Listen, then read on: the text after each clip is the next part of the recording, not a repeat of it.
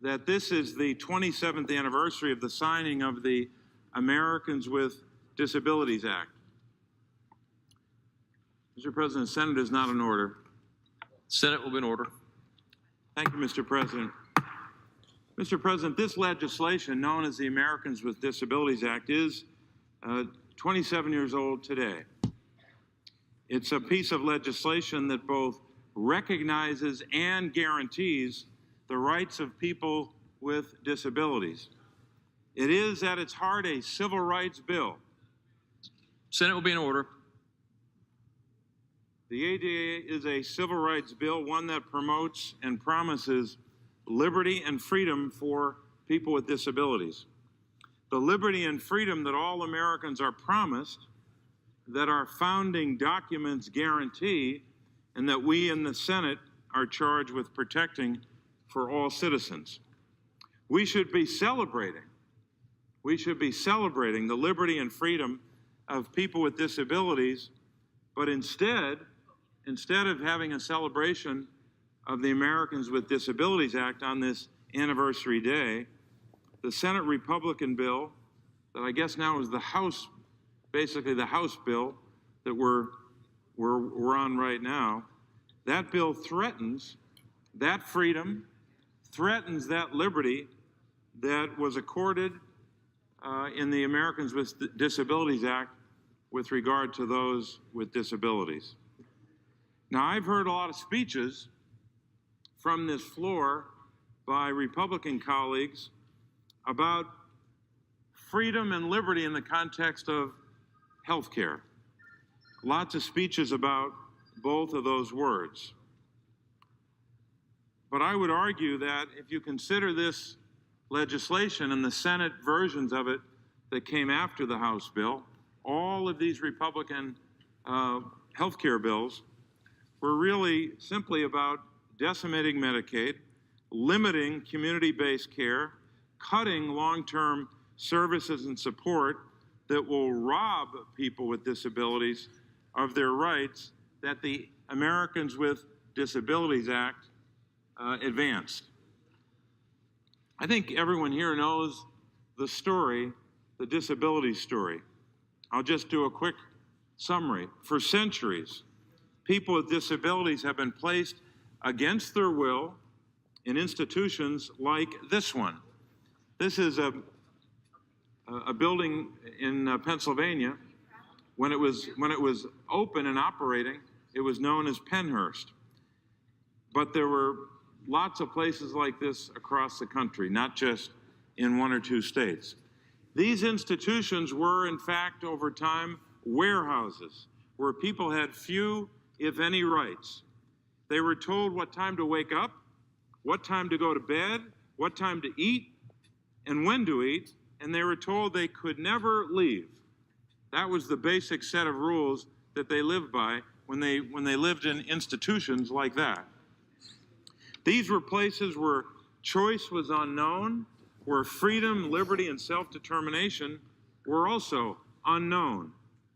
Over the past 50 years, we've made some improvements, slow improvements over time, with voices of people with disabilities Members will take their leading the way. conversations off the floor. Thank you, Mr. President. Throughout those 50 years, individuals and families have fought for their freedom and have worked to create laws that protect their freedom. For example, the 1973 Rehabilitation Act amendments and the Americans with Disabilities Act affirmed and protected the rights of people with disabilities to have access to all of society. The 1999 Olmstead Supreme Court decision reaffirmed the right of people with disabilities to live where they want to live, to be free of the confines of an institution. Let's bring it from the institution down to the individual. Individuals like Jensen, pictured right here. People like Jensen who were once forced to live in a nursing home, now live where they want to live and pursue their dreams. But, Mr. President, we know that rights alone don't equal freedom and liberty for people with disabilities. Medicaid provides the supports necessary to live in the community, to have that full measure of freedom and that full measure of choice. Medicaid protects the hard-won rights of people with disabilities to have real choices. Medicaid home and community-based supports mean that people with disabilities can live in their own apartments, hold jobs, and contribute to their communities. Medicaid makes it possible to use the talents and skills and knowledge of people with disabilities. Medicaid makes their rights a reality. So don't take my word for it, just ask the people who are here today in the gallery, people who are outside this chamber, walking the halls of the Senate, walking throughout buildings, marching and demonstrating, and greeting people on the streets, some of them staying overnight at one place to make their voice heard. Ask the members of ADAPT, ask the members of the National Council of Independent Living, the 700 ARC affiliates around the country. Ask the folks from Easter Seals and the University Centers on Disabilities and the Autistic Self-Advocacy Network, and on and on and on, groups across the country who are telling us with one voice, don't move forward with cuts to Medicaid as have been proposed in each of these bills. These Americans will tell you that their rights aren't real without community supports. This bill will drive people back into those institutions that I just showed you a picture of. Now, I know that there's talk that maybe in the midst of voting on my amendment, which would basically say, let's go back to the committee of jurisdiction, in this case, the Finance Committee, and let's go back to that committee and spend some time, have some hearings, have some regular order, which some have called for here, and really consider this issue seriously. But instead of that, I guess some will reject my amendment, and they're going to introduce and maybe have a vote on a sense of the Senate. Now, there's a time and a place for that kind of measure when the Senate speaks with one voice on a matter. This is not one of those times. This is a time we have to do more than just have a sense of the Senate. We have to be serious about a particular matter of public policy.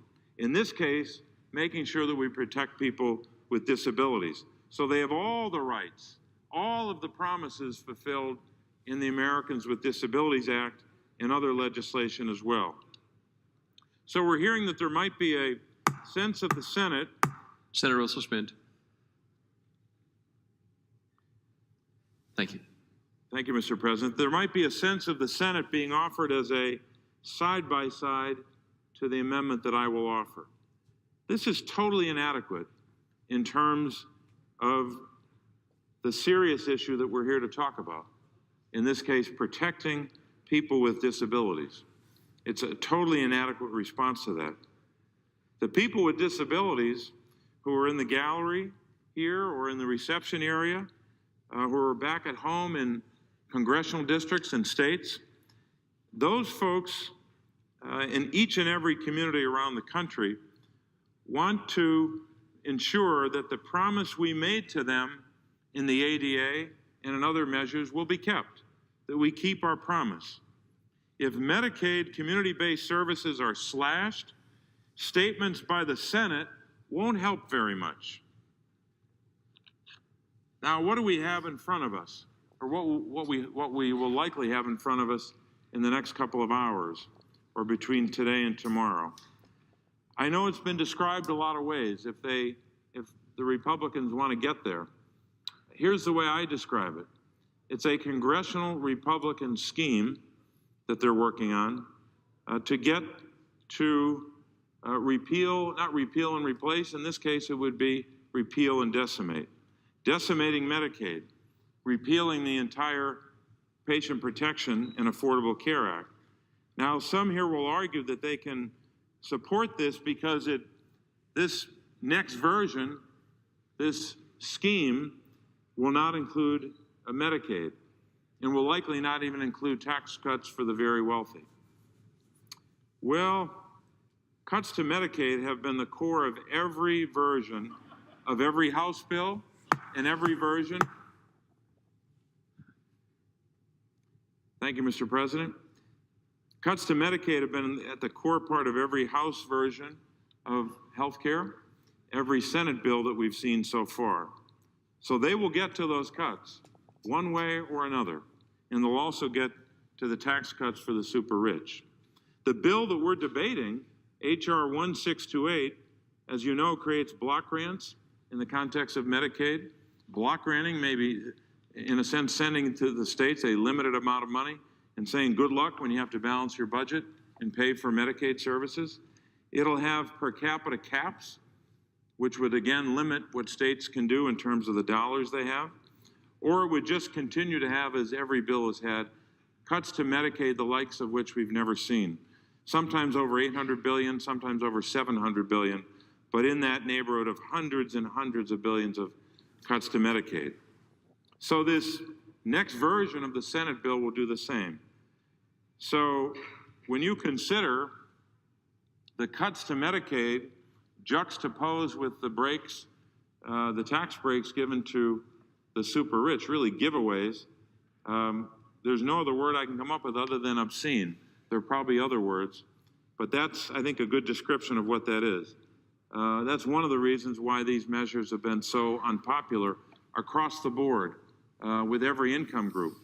Those folks who would get those big giveaways, I think most of them would not want them if they knew the price of that tax giveaway to someone with a lot of money would be to decimate Medicaid. So passing this version of the bills, passing a scaled down scheme means that Republicans have not abandoned their Medicaid cuts. They're going to get to that as soon as they can. So this is simply really what we're going to see over the next couple of hours, simply a backdoor to cutting and capping Medicaid, and anyone who believes otherwise is probably deceiving themselves.